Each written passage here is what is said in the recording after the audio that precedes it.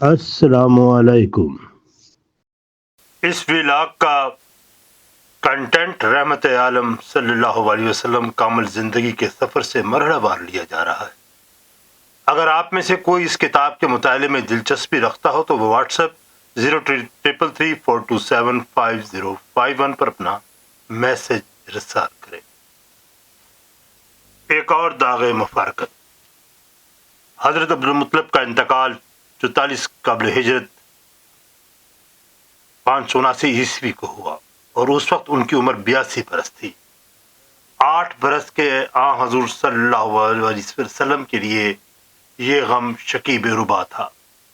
ایسے سوالات ضرور آپ کے بچپن کے ایام میں اٹھے ہوں گے کہ زندگی کیا دکھوں کا نام ہے، محبت کتنی حسین اور طمانینت انگیز ہے، لیکن وہ گریزپا کیوں ہے؟ محبت اور زندگی کسی کو ثبات نہیں، کیوں؟ ایسا غور و فکر کرنا آپ کی فطرت ثانیہ بن گئی۔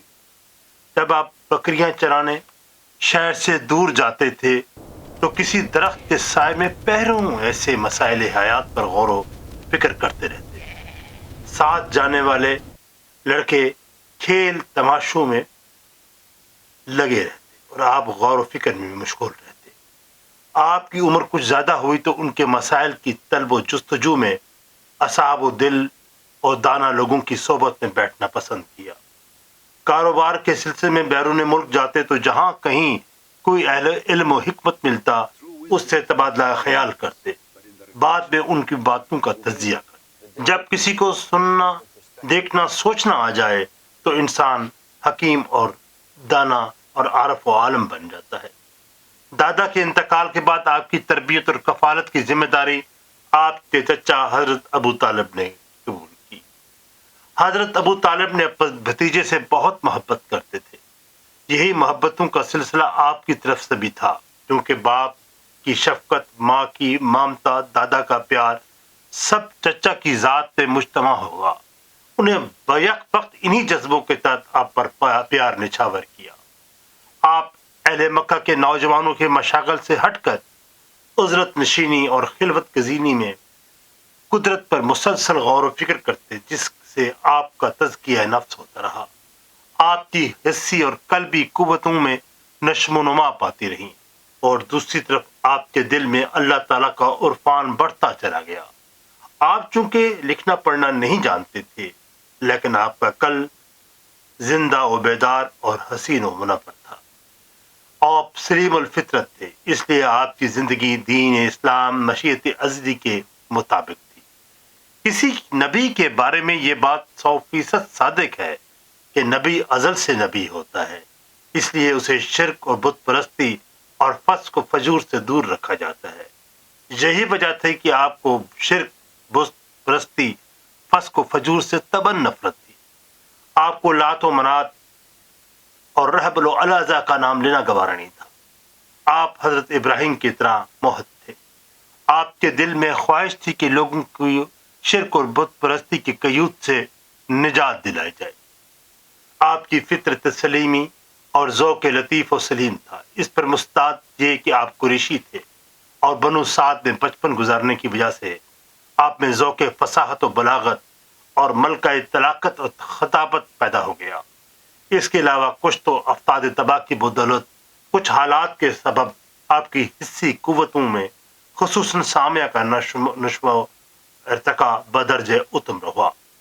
آپ کو بچپن ہی سے اہل علم اور حکمت اور دانا لوگوں کی صحبت میں بیٹھنے کا شوق تھا۔ انہی اوصاف نے آگے چل کر آپ کی اجتماعی زندگی میں اہم کردار ادا کیا۔ آپ صلی اللہ علیہ وسلم کے چچا حضرت ابو طالب بھی شرفائے مکہ کی طرح تجارت پیشہ تھے، اکثر و بیشتر بیرون ملک جایا کرتے تھے۔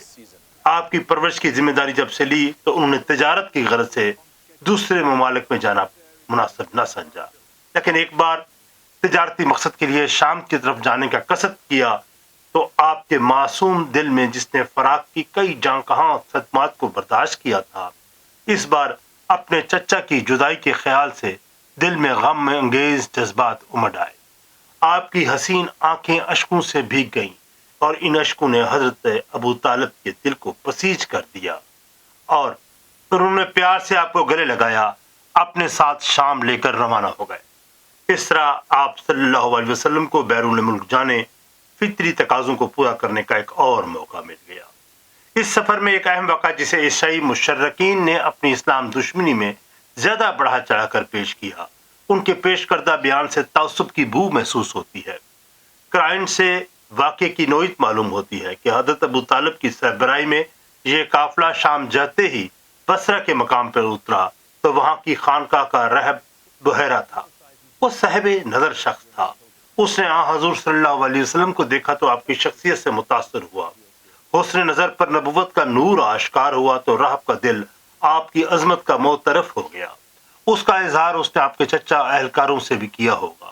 آپ سے گفتگو کر کے اسے تجسس اور اشتیاق ہوا ہوگا۔ آپ اپنے بچپن سے لڑکپن سے عنفان شباب میں قدم رکھنے کا یہ سفر حیات میں حیات سدا آپ پر سایہ فگن رہی۔ لہو و لب کی طرف دل مائل نہ رہا۔ آپ میں سوچنے کی عادت نے آپ کو دوسرے لوگوں سے ممتاز کیے رکھا۔ جس طرح ابن سینا نے لکھا تھا کہ نبی کامل اور عبقری انسان ہوتا ہے، لہذا آپ کی ذہنی نشو و نما ارتقا حیرت انگیز سرد سے ہوا۔ لوگ آپ صلی اللہ علیہ وسلم کی ذہانت، شائستگی، حسن خلق و عفو اور شرم و حیا کے معترف تھے۔ آپ ہمیشہ سچ بولتے، درد و غم سے آپ کا دل معمور تھا۔ قدرت آپ کو انقلاب آفرین جدوجہد کے لیے تیار کر رہی تھی، چنانچہ ایسے تجربات آپ کو نبرد آزما کیا جس سے صلاحیتوں میں مزید نکھار پیدا ہوا۔ ابھی آپ کی عمر 16 برس تھی کہ جنگ فجار چھڑ گئی۔ اس جنگ میں ایک طرف اہل قریش تو دوسری طرف بنو کنانہ اور بنو قیس اور بنو حوازن تھے، اور اس جنگ میں آزادی اور ناموس اور جان و مال کی حفاظت کے لیے آپ نے شرکت کی۔ دراصل جنگ فجار کی وجوہات بنیادی طور پر اہل قریش پر دوسرے قبائل کی جلغار تھی، کیونکہ قریش تجارت پیشہ تھے اور بیت اللہ کی بدولت حجاج و زائرین کی آمد بھی منافت بخش تھی۔ انہوں نے مختلف مقامات پر تجارتی میلے منعقد کرنے شروع کیے۔ جو لوگ ان میلوں میں اپنا سامان تجارت لاتے ان سے عشر یعنی محصول ٹیکس لیتے جو مقامی سردار کو ملتا۔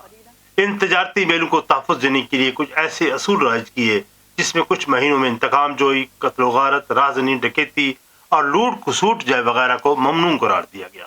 ایسے مہینوں میں محرم، ذیقعد، ذوالحج وغیرہ شامل تھے۔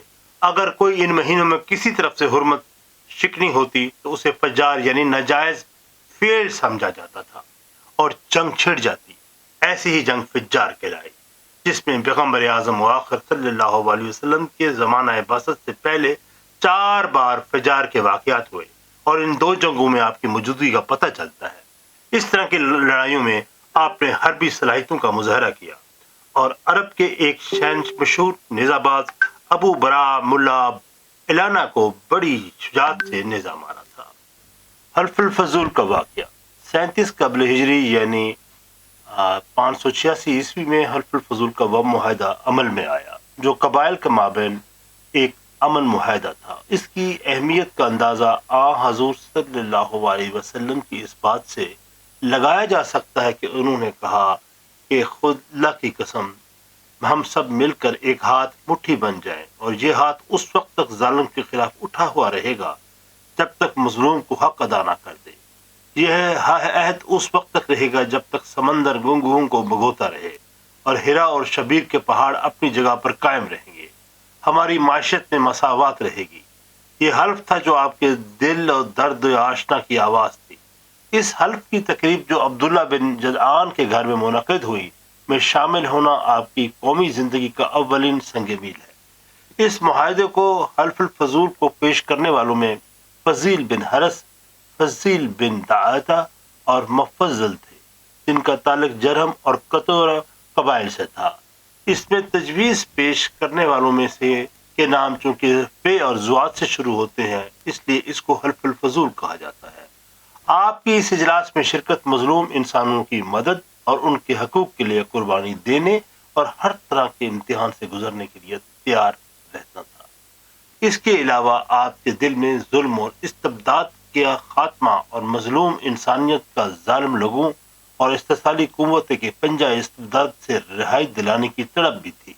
اس کے علاوہ آپ معاشی مساوات پر یقین رکھتے